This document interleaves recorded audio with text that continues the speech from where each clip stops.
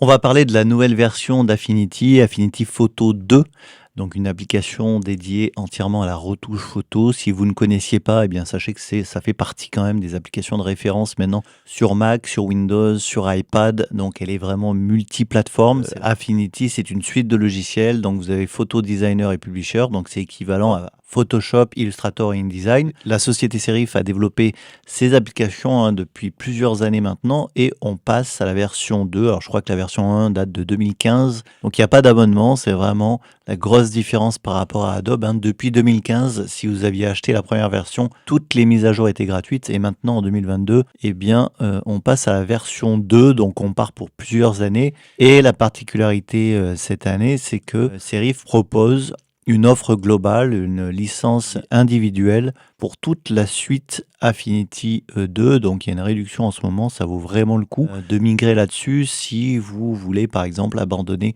les logiciels Adobe et que vous payez l'abonnement tous les mois et que vous n'en pouvez plus de payer cet abonnement. Là on a vraiment un équivalent sérieux à la suite Adobe avec la suite Affinity. Donc pour l'offre de lancement on est à moins 40%. Donc j'ai aucun accord avec la société Serif, je vous en parle parce que c'est vraiment des applications de référence et qu'en ce moment il y a une super offre. Donc tout est un peu plus rapide dans cette nouvelle version, plus puissant. C'est vraiment une application professionnelle de retouche photo. Donc tous les outils de correction, notamment d'objets indésirables, s'améliorent dans cette version 2. On a maintenant des fonctions complètes de développement RAW qui sont non destructives. Donc ça c'est assez intéressant dans cette nouvelle version 2 d'Affinity Photo.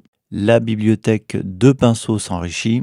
Donc comme vous le voyez, comme Photoshop, on peut vraiment empiler un nombre de calques impressionnant dans ce logiciel. Au niveau de la retouche et du détourage, il y a vraiment des outils assez puissants pour détourer par exemple très finement des brins de cheveux par exemple. Et comme je vous le disais tout à l'heure, cette application est aussi compatible avec l'iPad et le Pencil, ce qui en fait l'application la plus poussée du marché devant Photoshop sur iPad. Ils ont pris un peu d'avance sur Adobe, donc c'est quand même très intéressant pour le prix demandé. Donc on a une version de bureau, une version sur iPad.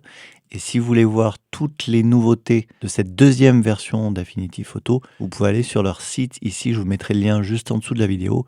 Et vous avez ici toute la liste des nouvelles fonctionnalités et améliorations dans cette version. Petit détail également, cette nouvelle version propose également une extension photo comme c'était le cas avant, mais cette fois-ci, tout comme Pixelmator Pro, eh bien, on peut éditer une photo directement dans Affinity Photo en bénéficiant, comme je vous le montre ici, de toutes les fonctionnalités du logiciel. Avec la version 1, on était limité à certains outils seulement. Là, dans cette version, comme vous le voyez, la photo s'ouvre et j'ai accès à tous les outils d'Affinity dans la globalité, ce qui est vraiment hyper intéressant. C'est vrai que ça manquait, Pixelmator le proposait depuis déjà très longtemps. Donc si vous travaillez sur Affinity Photo, eh bien voilà une bonne nouvelle si vous cataloguez vos photos dans le logiciel photo d'Apple. Voilà pour la petite nouveauté du jour. Si vous avez des questions sur le sujet, n'hésitez pas. En tout cas, on va prévoir quelques tutos à venir sur toute la suite Affinity avec notre formateur Florian qui a déjà réalisé avec moi 2 vidéos et qui prochainement nous proposera quelques astuces sur toute cette suite de logiciels de la société Serif. Voilà, merci d'avoir suivi cette vidéo. Comme d'habitude, je vous dis à samedi prochain pour la prochaine astuce photo sur le blog.